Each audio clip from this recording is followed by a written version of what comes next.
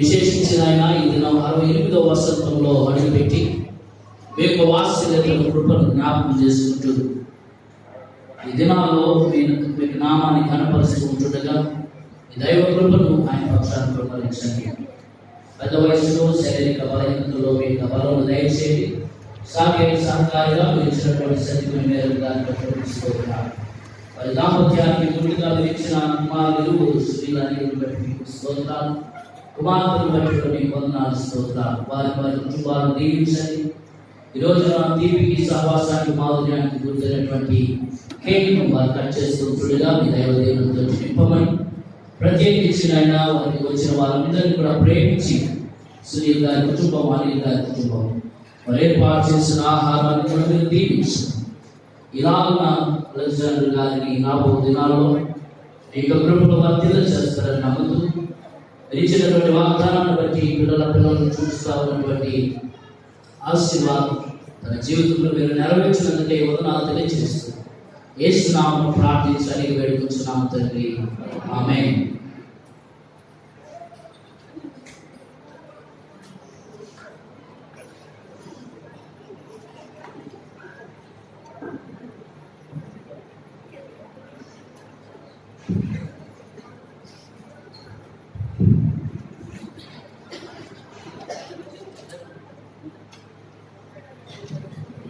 ఈ బర్త్డే చేసుకోవాలని కూడా నాకు లేదు. మాస్టర్ గారు ఒక మాట, ఎవరైనా బర్త్డే ఉన్నా ప్రామిషన్ చేయమని అంటే మరి మా పెద్ద కుమారానికి ఆలోచన రావడం, నేను వాళ్ళ పనిలో ఏదైనా స్నాక్స్ ఇచ్చారు అనుకున్నా కానీ ఇదంతా అరేంజ్ చేశారని నేను అనుకోలేదు. నేను మా పెద్ద కుమారుని కూడా చెప్పాను, వద్దు అని కూడా చెప్పాను. కానీ వారి తొందరపాటు నిర్ణయం కావచ్చు, ఈ కేక్ కూడా ఇక్కడికి వచ్చింది. అది మరి ఈ సమయంలో కేక్ కట్ చేయాలో కట్ చేయకూడదు నాకైతే తెలియదు. అది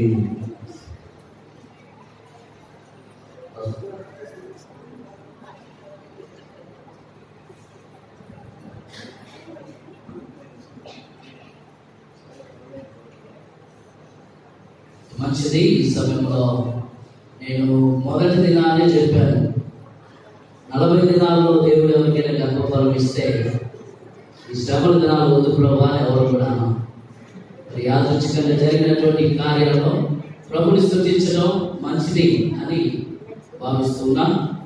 మరి ఈ సమయంలో వారు కేక్ కట్ చేసి ప్రభు నామాన్ని కనపరుస్తున్నారు.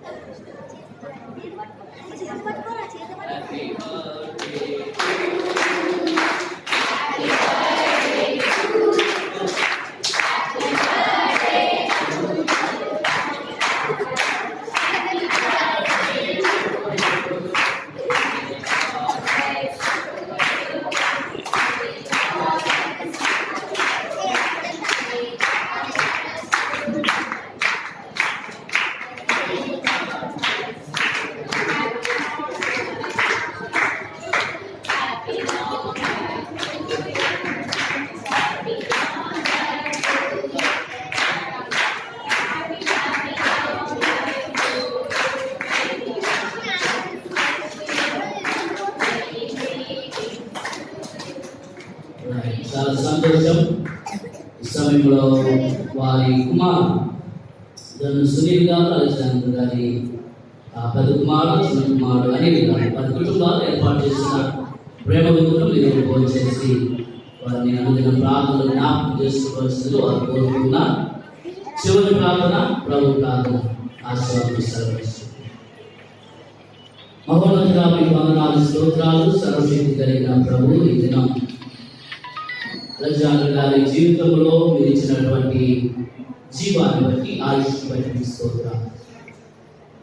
ప్రతిరోజు కూడా మీరు మా కొరకు ఏర్పాటు చేసిన రోజే, అందుని బట్టి మీ నామాన్ని స్తుతిస్తున్నాం. ఈ శ్రమల కాల ధ్యాన కూడికల్లో తప్త హృదయంతో పశ్చాత్తాప అనుభవంతో ఈ శిలువకు చేరువవుతూనే మీరు మా జీవితాల్లో ఆయన రీతులుగా చేస్తున్న మేలులను జ్ఞాపకం చేసుకొని మిమ్మల్ని స్థుతించడం అయితే ఆశీర్వాదకరం. ఆ క్రమంలో తండ్రి గారిని జ్ఞాపకం చేసుకుంటూ కుమార్తెలు రాజ్ఞ సతీమణి వారిని ప్రేమించి ఏర్పాటు చేసిన ఆ యొక్క కేక్ బట్టి వచ్చిన వారందరి కొరకు వారు సిద్ధపరిచిన ఆహారాన్ని బట్టి కూడా మీకు స్తోత్రాలు. వారు అలాగున్నా మీకు కృతజ్ఞత స్తుతులు తెలియపరుస్తుండగా ప్రజాంధ్ర గారిని రాబో దినాల్లో మీరు ఆశీర్వదించండి, దీవించండి. 60 వసంతాలు మీ కాపుదలు ఎలాగో కాపాడి భద్రపరిచారు. రాబో సంవత్సరంలో ముందున్నటువంటి సంవత్సరాల్లో మీకు ఆ దీవెనలతో నింపమని మేరమ్మ గారిని వారి యొక్క సంతానమును మన సంతానాన్ని దీవించండి.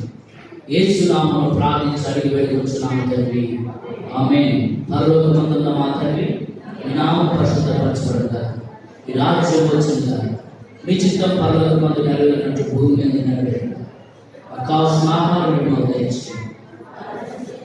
ప్రకారం మాకు క్షమించి మాకు శోధనలోకి ప్రయత్నించి ఎందుకంటే రాజ్యం బలం మహిమ నిరంతరం నీవే తండ్రి, ఆమేన్.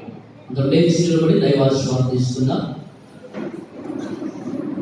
మన పరలోకమైన దేవుని ప్రేమ, కుమారుని కృప, పరిశుద్ధాత్మ దేవుని అన్యోన్య సహాయ సహకారం ఆయన నమ్మిన బిడ్డలకు ఈ దినాన్ని వాక్య పఠనం చదివిన వారికి, ప్రార్థన చేసిన వారికి, వాక్య పరిచర్యలో దేవుని నోటి బోరగా వాడుకున్నటువంటి వారికి, వచ్చిన వారికి చక్కటి ఆహారం సిద్ధపరిచిన సునీల్, అనిల్ గారి కుటుంబాలు, నూతన వసంతంలో అడుగుపెట్టిన ఆదిశాంతి గారికి, వారి కుటుంబ సభ్యులకు, గురించి మనందరికీ దైవ దీవెనలు సదాకాలం తోడైడి నడిపించుగాక. ఆమేన్, ఆమేన్. ఒక నిమిషం గమనించండి. రేపటి దినాన్ని బైబిల్ రీడింగ్ శ్రీమతి ఎం శోభా